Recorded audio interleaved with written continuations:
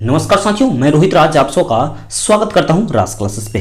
तो साथियों, आज की जो वीडियोस है आपकी बहुत ही इंपॉर्टेंट होने वाली है। मैं एक सीरीज स्टार्ट किया हूं आपके लिए, वो भी ऑब्जेक्टिव टाइप क्वेश्चंस के लिए मैं सीरीज स्टार्ट किया हूं। आपकी डेली बेसिस पर एक ऑब्जेक्टिव टाइप क्वेश्चंस जरूर मिलेंगे आपको। एकदम साइंस हो, सोशल साइंस हो, अदर सब्जेक्ट, धीरे धीरे सभी सब्जेक्ट का आपके ऑब्जेक्टिव अब मिलते चले जाएंगे। ये तो हमारे साइंस का है, ये पार्ट इसका थर्ड है। पार्ट थर्ड कहने का मतलब कि प्रकाश के अपवर्तन और परावर्तन का मतलब के बारे में हम लोग पहले ही डिस्कस कर चुके हैं।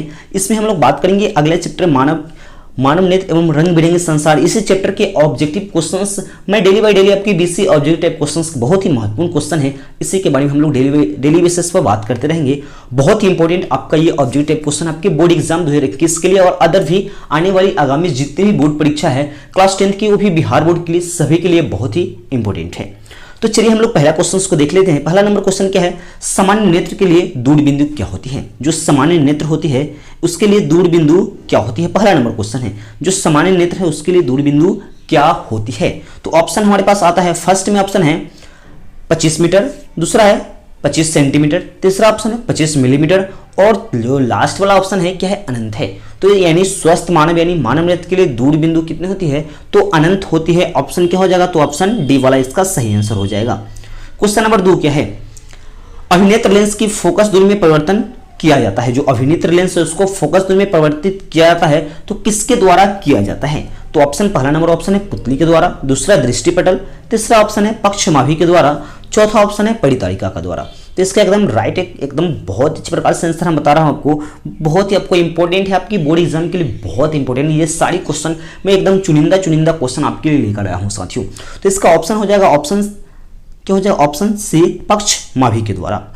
अगला नंबर क्वेश्चन नंबर क्या है, 3 है, स्पेक्ट्रम में किस रंग की किरणों का झुकाव सबसे अधिक होता है। जो स्पेक्ट्रम होता है उसमें किस रंग के किरणों का झुकाव सबसे अधिक होता है। तो ऑप्शन है पहला नंबर लाल, दूसरा हरा, तीसरा पीला और चौथा जो लास्ट वाला ऑप्शन है वैगनी है। तो इसका सही आंसर क्या हो जाएगा, डी वाला हो जाएगा, वैगनी होता है।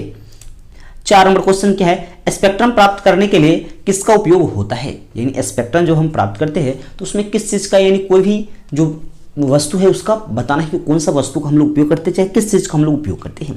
पहला ऑप्शन है कांच के सिल्ले, दूसरा है अवतल दर्पण, तीसरा है उत्तल लेंस और चौथा जो है लास्ट वाला ऑप्शन क्या है, प्रिज्म है। तो इसका सही आंसर क्या हो जाएगा, ऑप्शन डी प्रिज्म हो जाएगा।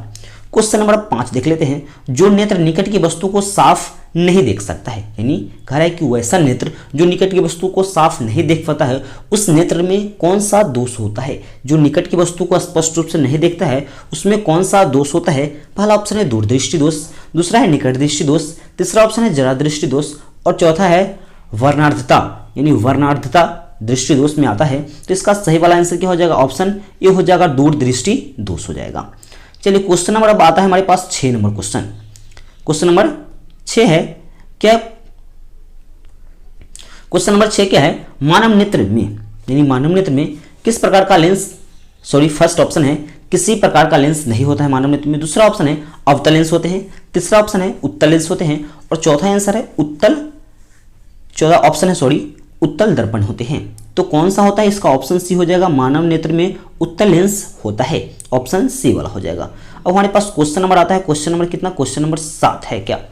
क्वेश्चन नंबर 7 है, मानव नेत्र वस्तु का प्रतिबिंब निम्न में से किस भाग पर बनाता है। जो मानव नेत्र है वो वस्तु का प्रतिबिंब जो इसमें दिया गया है आपके ऑप्शन, इसमें किस भाग पर बनाता है। तो पहला है कॉर्निया, दूसरा आइरिस, तीसरा रेटिना और चौथा होता है पुतली। तो इसका सही वाला आंसर क्या हो जाएगा, तो रेटिना पर बनाता है मानव नेत्र। क्वेश्चन है प्रतिबिंब किसी वस्तु का। 8 नंबर क्वेश्चन क्या है, सामान्य नेत्र के रेटिना पर बनने वाला, यानी सामान्य नेत्र के रेटिना पर बनने वाला प्रतिबिंब होता है। जो सामान्य नेत्र है उसके द्वारा रेटिना पर बनने वाला प्रतिबिंब कैसा होता है। पहला ऑप्शन है आभासी और सीधा, दूसरा है वास्तविक और सीधा, तीसरा ऑप्शन है वास्तविक और उल्टा और चौथा है आभासी और उल्टा। तो इसका सही आंसर क्या हो जाएगा, 8 का सही आंसर सी हो जाएगा, वास्तविक और उल्टा बनेगा तभी तो उसका फिगर हम लोग उतार सकते हैं। यही आपका आंसर हो जाएगा, ऑप्शन सी वाला हो जाएगा।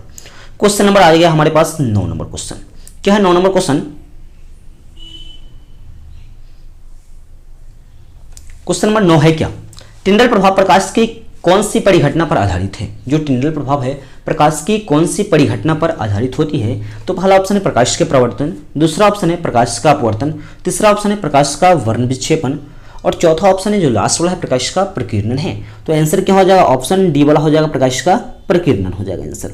क्वेश्चन नंबर 10 है, क्या है, दूरदृष्टि दोष वाले यानी दूरदृष्टि दोष वाले आंख साफ साफ देख सकती है, यानी कोई भी नेत्र में किसी के पास अगर जो दूरदृष्टि हुआ है तो वह साफ साफ कहाँ तक की वस्तु को, चाहे कैसी वस्तु को वह देख सकता है। तो पहला ऑप्शन है दूर की वस्तु को, दूसरा ऑप्शन है निकट की वस्तुओं को, तीसरा ऑप्शन है बड़ी वस्तुओं को और चौथा वाला ऑप्शन है केवल छोटी वस्तुओं को। तो जिसमें दूरदृष्टि दोष होता है वह दूर की वस्तु को तो स्पष्ट रूप से देखता है, लेकिन वह नजदीक की वस्तु को स्पष्ट रूप से नहीं देखता है। तो इसमें कह रहा है कि साफ साफ कौन सी वस्तु को देख सकता है, तो पहला वाला ही ऑप्शन हो जाएगा कि दूर की वस्तु को वह साफ साफ देख सकता है। क्वेश्चन नंबर 11 है, क्या क्वेश्चन नंबर 11 है, निकट दृष्टि दोष वाला व्यक्ति देख सकता है, जो निकट दृष्टि जिसमें होता है वह व्यक्ति देख सकता है। तो पहला ऑप्शन है सभी चीज को ठीक से, पहला ऑप्शन। दूसरा ऑप्शन है किसी किसी चीज को ठीक से, तीसरा ऑप्शन है दूर की चीजों को अच्छी तरह से और चौथा और लास्ट वाला ऑप्शन है निकट की वस्तु को अच्छी तरह से। यानी जिसमें निकट दृष्टि दोष होता है वह निकट की वस्तु को अच्छे प्रकार से देखता है किंतु दूर की वस्तु को स्पष्ट रूप से नहीं देख पाता है। तो ऑप्शन इसका क्या हो जाएगा, ऑप्शन सी वाला हो जाएगा आंसर। अब क्वेश्चन नंबर हमारे पास आता है 12 नंबर क्वेश्चन। तो 12 नंबर है क्या क्वेश्चन, इसमें चित्र दिया गया है, जो ये चित्र है ये चित्र दिया गया है, इसमें हमें पहचानना है कि इसमें कौन सा दृष्टि दोष है। ठीक है, तो पहला है दीर्घ दृष्टि दोष, दूसरा निकट दृष्टि दोष, तीसरा जरा दृष्टि दोष और चौथा जो कुछ नहीं है। तो इसका सही वाला आंसर क्या हो जाएगा, फर्स्ट में होता है ये दीर्घ दृष्टि दोष का ही फिगर है साथियों। ठीक है, अगला नंबर क्वेश्चन क्या है, क्वेश्चन नंबर हमारे पास 13 आ जाता है, क्या है, आंख व्यवहार करती है, यानी आंख है जो कैसा व्यवहार करती है। पहला ऑप्शन अवतल दर्पण की तरह, दूसरा ऑप्शन उत्तल लेंस की तरह, तीसरा ऑप्शन समतल दर्पण की तरह और चौथा जो लास्ट वाला आंसर है अवतल लेंस की तरह। तो जो आंख व्यवहार करता है हमेशा उत्तल लेंस की तरह होता है, तो ऑप्शन इसका क्या हो जाएगा, तो ऑप्शन बी वाला हो जाएगा, उत्तल लेंस की तरह। 14 नंबर क्वेश्चन क्या है, समान आंख के लिए स्पष्ट दर्शन की न्यूनतम दूरी। जो समान आंख होती है, समान आंख जिसे हम लोग पूरा, जिसमें कोई दोष ना हो, निकट ना हो, ना दूर हो, ना ज्यादा दृष्टि, उसको हम लोग सामान्य आंख कहते हैं। तो उसमें कह रहा है, वही क्वेश्चन को फिर से देख लेते हैं, समान आंख के लिए स्पर्श दर्शन की न्यूनतम दूरी, उसकी सबसे छोटी दूरी क्या होती है।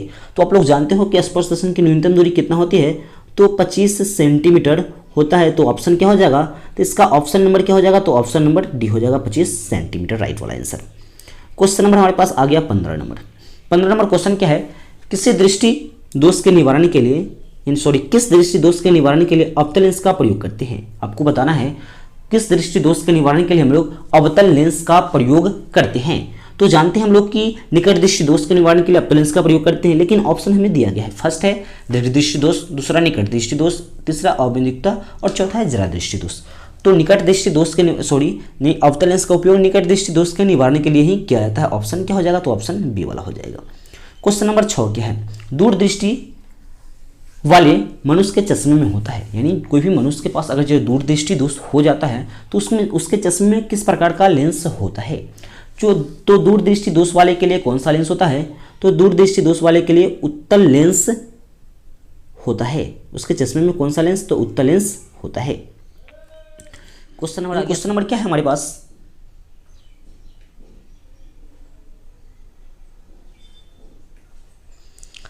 क्वेश्चन नंबर है 17 नंबर क्या, निकट दृष्टि दोष में किस लेंस का उपयोग करते हैं। जो निकट दृष्टि दोष है उसमें हम लोग किस लेंस का उपयोग करते हैं।